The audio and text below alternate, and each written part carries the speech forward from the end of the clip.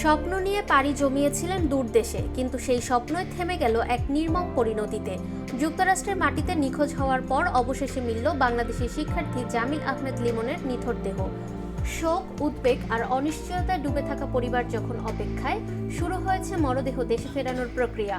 সংশ্লিষ্ট কূটনৈতিক মিশনগুলো ইতোমধ্যে এই বিষয়ে কার্যক্রম হাতে নিয়েছে এবং দ্রুততম সময়ের মধ্যে মরদেহ দেশে ফিরিয়ে আনার চেষ্টা চলছে।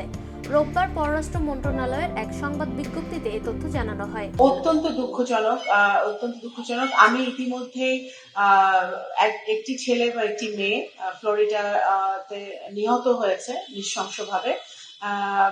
ছেলেটির ডেড বডি পাওয়া গেছে, আরেকজনের ডেড বডি এখনো পাওয়া যায়নি, যেটা আমরা শুনেছি।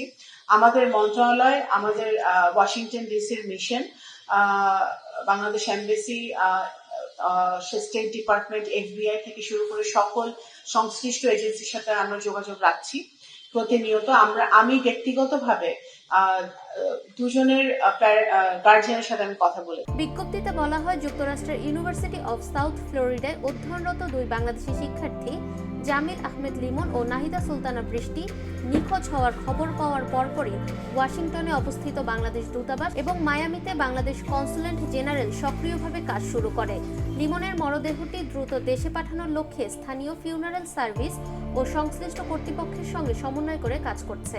অন্যদিকে নিখোঁজ আরেক শিক্ষার্থী নাহিদা সুলতানা বৃষ্টির বিষয়ে আরও তথ্য জানতে বাংলাদেশ দূতাবাস সংশ্লিষ্ট মার্কিন কর্তৃপক্ষের সঙ্গে নিয়মিত যোগাযোগ রাখছে।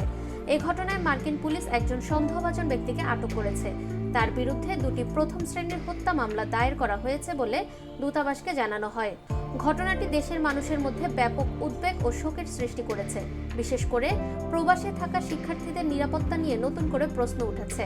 সংশ্লিষ্ট মহল আশা করছে দ্রুত তদন্ত শেষ করে প্রকৃত ঘটনার রহস্য উদ্ঘাটন এবং দায়ীদের যথাযথ শাস্তির আওতায় আনা হবে। ফাহমিদা বিনতে আনোয়ার, নিরপেক্ষ।